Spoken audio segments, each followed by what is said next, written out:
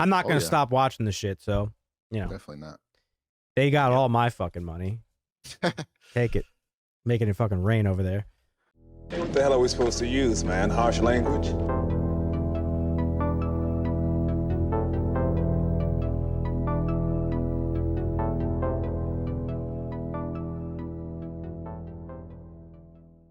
Another thing I've been actually itching to talk about for a while, which is the overall MCU issue that I think is starting to present itself. Currently, we're in phase 4 of the MCU, as you know, they go by phases. And phase 4, apparently, according to this list that I'm looking at, will conclude with The Marvels, which comes out July of next year. So our next movie, currently we got Miss Marvel on Disney Plus, which has been very good so far. I've enjoyed it quite a bit. Thor: Love and Thunder comes out on the 8th, so in about a week or two. And then we got She-Hulk, Black Panther 2, Ant-Man and the Wasp: Quantumania, Guardians 3, and The Marvels. Jesus, what the fuck? Yeah, That's too and much shit. and coincidentally, about a week or so ago, as of this recording, we're recording on the 27th of June, and Kevin Feige came out about a week or two ago, and he was like, "Hey, folks, we're approaching the end of phase 4, and the future of the next big event is going to be made clearer soon enough." Now, when you sent me that, Dusty, I was wondering, like, is he doing like damage control in a way? Like, is there criticism out there similar to mine? And because my main criticism with where we're at right now is that I'm going to use the word stakes again, as I said earlier. There don't seem to be any stakes at play currently. Phase 4 so far has been WandaVision, Falcon and the Winter Soldier, Loki, Black Widow, Shang-Chi, What If, Eternals, Hawkeye, Spider-Man: No Way Home, Moon Knight, and Doctor Strange, this one. So that's phase 4 so far, and phase 4 has dealt largely with the post-End Game world of like the post-blip, how society's like coming to terms with the loss of its heroes, how the heroes are coming to terms with the loss of their friends and like where their lives are now. So it's definitely fleshing out this like post-blip world, right? Right. But now, towards the end of phase 4, I mean, they are and they aren't. Some of the shows talk about it. Some of the shows touch on it. Some of them don't even mention it. well, okay, Moon Knight, they never really talked about it. Like, yeah, but you didn't know. you're being very specific. But I'm just saying, overall, we're in a post-blip Sure. world. Yes. Oh, yes. Yeah. Even though like things aren't directly mentioned, we know where we're at, right? Right. Yes. Now, with the introduction of Loki and Spider-Man: No Way Home and the Multiverse of Madness, now we're in this whole big,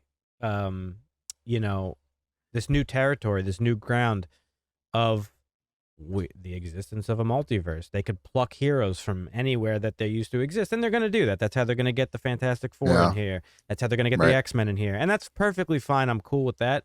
I don't mind the concept of the multiverse. I do think Kevin Feige has earned enough trust that he will do it responsibly. They won't abuse it. Yeah, he already said he was asked about Thor: Love and Thunder, and he said no, it won't touch on the multiverse at all. It is a singular verse. It's just a movie about Thor and the rest of the characters. And this, I don't think they would abuse it. Verse, no. But yeah, I don't. And we also have the like you said, we have the quantum realm that we need to jump into too, and that's a whole nother. Spider-Man: No Way Home was like a story very obviously it had like the multiversal consequences and stuff, but it was about Spider-Man. It was wrapping up his story, bringing the MCU version of the Spider-Man, and basically transforming him into the Spider-Man that like fans know and love, and a lot of fans wanted.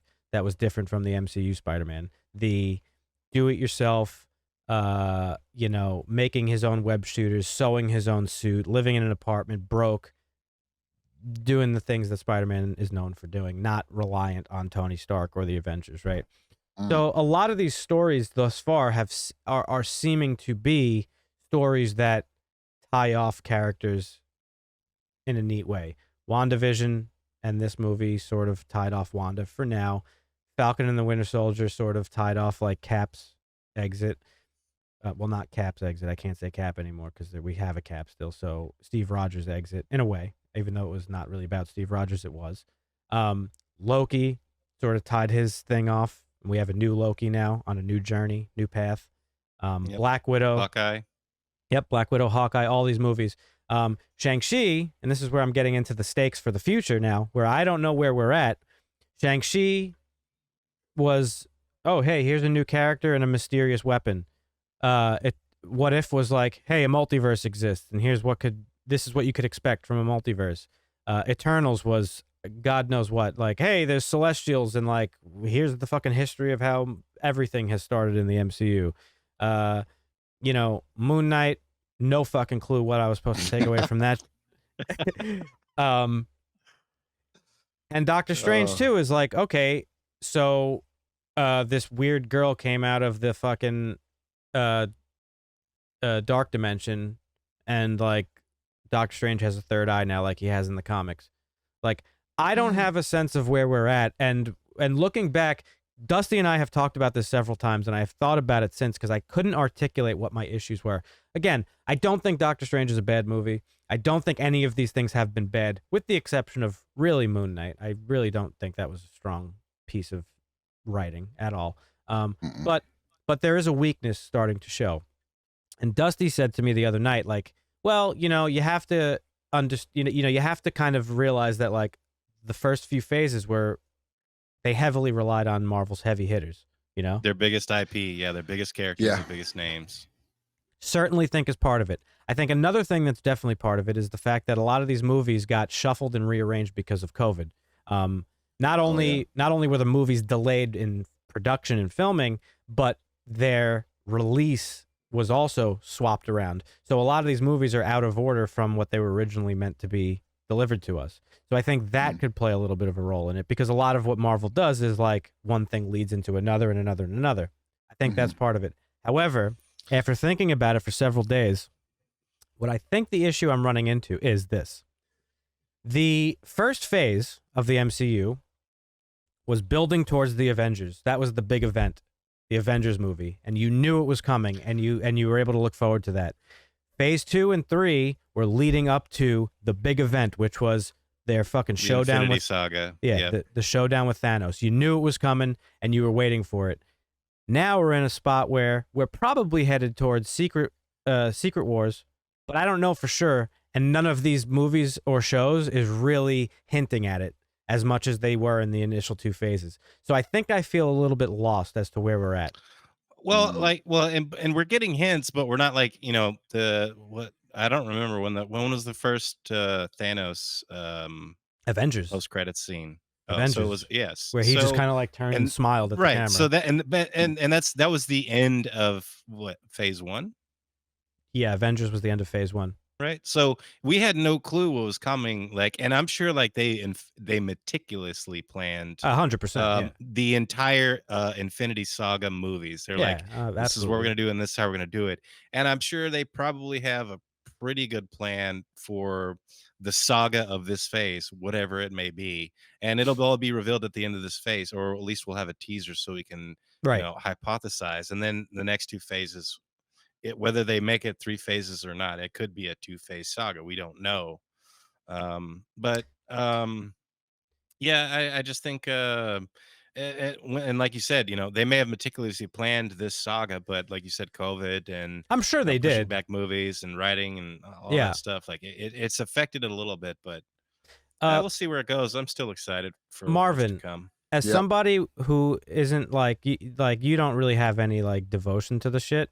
Like, I know you mostly enjoy it when you watch it, but I do. But it seems to me like a trend I'm seeing is you sort of like these types of movies that like Doctor Strange, where what I mean these types is like the ones that aren't actually like connected to the whole shit, like where you could kind of just drop in, watch it, and then bounce. Yeah, I like these. I do get like wanting to get that bigger picture, like feel that you got from like you're digging your hole is getting deep though. Yeah. I think it's hard maybe for them to bring some type of event as grand as that, right? Like, I don't know how easy that is while also trying to bring Yeah. these new concepts like multiverse and introduce all these new characters. I think it's too hard to tie all that in. Well, I think a lot of this Um, most recent stuff, I'm sorry to interrupt you, is like it Yeah. feels like very cleanup to me. Like, hey guys, we got all our licenses back, so now we're bringing just shit in, making sure everything's like together, and like Yeah. there's that. It's They, like I they don't know. have to introduce characters though, right? Like, 100%. But and that's Yes. that's where Dusty's theory came in. Is like we're seeing fucking America Chavez and like Miss Marvel. Like these are Yeah. characters that are relatively new and that people, diehard fans, like Well, either don't like or aren't super familiar with. So Young Avengers, Captain Marvel isn't Miss. Oh yeah, Miss Marvel. Miss Marvel, the show. Mind. Yes. You got like correct. She-Hulk, another like D-lister. Like these Right. characters are just not the heavy hitters that we've seen, Right. which is like Which Captain America and Thor. Yeah, and we talked about what they have left is they have the Fantastic Four and they still have the X-Men. Like Yeah, that's for sure, their- 100%. Which Sure. I mean, we could. Are we in a saga right now where they're going to bring out Galactus and we see the emergence of the X-Men? I don't think and that's going to Fantastic come Four? for at least like 2 or and- 3 years. Really? You don't think that would? I mean, well, and that's what I'm saying. Like that could be the saga of this, like these next 3 phases. Like we could see a Galactus and at the end of this phase, and then like they'll introduce the X-Men in the next phase, and then they'll build all that up, and then it'll be a fight like Magneto and Personally, Professor X, and everybody gets together so Oh, he that would be doesn't cool. swallow the multiverse. Well, they gotta personally, do that soon before they old as dirt. So we don't want them to just well, Xavier was just a cameo. I don't think Patrick Yeah. Stewart plans on reprising He's that not role. coming back. I think this was just like a 100%. cameo Easter egg. But my theory, and a lot of fans online, I think it's pretty clear with the introduction of He Who Remains and Kang as his variant. I think that the multiversal war that they spoke about in Loki, the next multiversal war that's obviously going to come now from the collapse of the multiverse that we saw in Loki, will be the MCU version of Secret Wars. I think that's going to be the next big event, and I think we'll get Galactus sometime down the road. But I do think Secret Wars is the next big event, and I could be wrong, but I think that's what's happening, because Secret Wars is also the perfect way to bring in all these heroes. Because one thing we've talked about a lot, you and I, Dusty, is like, how are they going to explain the now existence of mutants? Because in the comic books, Marvin, I don't know how familiar you are with the X-Men. I know you watch the cartoons and stuff, but like the mutants are a huge part of the world, and the politics surrounding it. It's like the civil rights movement of the 60s and 70s. Yeah. Like it's a huge deal. So to just be like, oh, hey, by the way, mutants have always existed, but you never heard of them, wouldn't make any sense. Yeah. So I have a feeling once the conclusion of the Secret Wars is done, I think the conclusion will have mended the sacred timeline, which is currently fractured, and we will have things from all universes joined into one. I think that's where they're going, and that's like the retcon, right? Is like, Yeah. here's all our heroes now. Mutants exist. Every fucking thing exists. Let's fucking go, baby. So Yeah. it's very exciting. I'm excited. I don't is. mean to say that I'm not. There's still things that I'm looking forward to. It's just the trend that I'm noticing is like Eternals was like, it was okay. I watched it a second time. It was a little bit better. Yeah, that was one we talked about. It would have been better as a show, like Yeah. 8 hours, Mhm. rather than like a 2 or 3 hour movie. Moon Because Knight, there were just so many characters, and they yeah, didn't for explain it sure. well. Moon Knight, not really great. We all, I think, unanimously agreed on that. Yep. And now Doctor Strange, not that great. I've liked all the shows so far, minus Moon Knight. So I don't know. I'm a little bit like, I'm just like, man, I hope Marvel's not slipping. I don't think they are. I think it's just like kind of growing pains into this new territory. But yeah, so you're definitely right. Like this is very much like them it's house cleaning. And No Way Home was another one that's like that because, as good as I think Homecoming and Far From Home was, there were criticisms that people had, like, hey, this isn't Spider-Man. Like, he's got all this fucking Tony Stark tech, and he's in the Avengers, and he's doing all this stuff. Where's our friendly neighborhood Spider-Man? Where's the Peter Parker that's like a kid who's dealing with like being I mean, they did that well, but like, where's Peter Parker who sacrifices his personal relationships and all this stuff to be Spider-Man, to be the person he's meant to be? Where's the fucking line from Uncle Ben? Like, Right. so no Way Home, without spoiling it for Marvin, because I think you'll really like that one. Yeah, I gotta watch a lot of those. It delivered. Just watch the 3 Spider-Man movies, Marvin. Yeah. You'll like that. You'll like them. I promise. those movies were all like back to back, like bangers. Yeah. And these shows, I think we have to give them time so it actually Absolutely, for sure. builds up, and you get more familiar with all these different characters. I guess at What least I- for me, that's how it is. What I mean specifically is like, okay, so when Captain America came, well, okay, let's start with Iron Man, 'cause it's the first movie, right? Iron Man comes out. At the end, he meets with Nick Fury. Nick Fury's like, "Hey, I'm doing this thing. It's called the Avengers Initiative. What do you think?"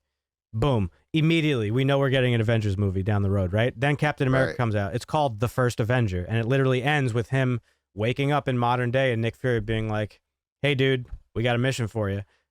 Leads into that. Thor, same Yeah. thing. So those movies, each one ended with a hint of where the next one was going to go, and it was all building Right. to the one thing. Now the structure is different. It's here's a movie with like a random Easter, with a random stinger that could be tied to something fucking 2 years down the road, and then the next Right. show is tied to something that came out a year ago, and it's a like slow burn. it feels yeah. very scattered.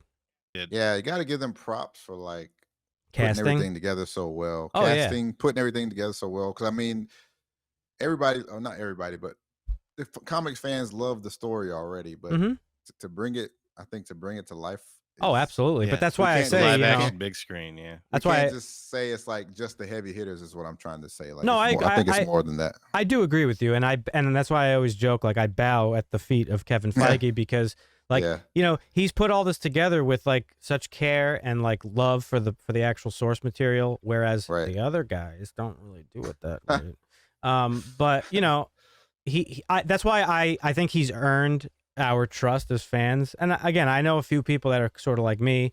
You know, my buddy Ed, who's like a even bigger comic fan than the both of us. Like, he's been collecting comics his whole life. Like, he knows Right. fucking this guy with trivia, man. You could ask him the most random fucking piece of trivia, and he'll know it. Like that. He's Shouts out wild. to Ed.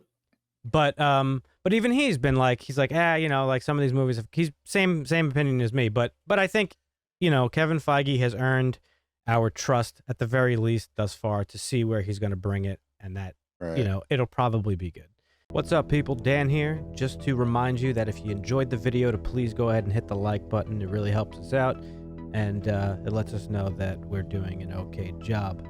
If you want to be notified for more videos like this, hit the subscribe button, and if you're feeling extra spicy, hit that little bell button down below. Give it a little tickle.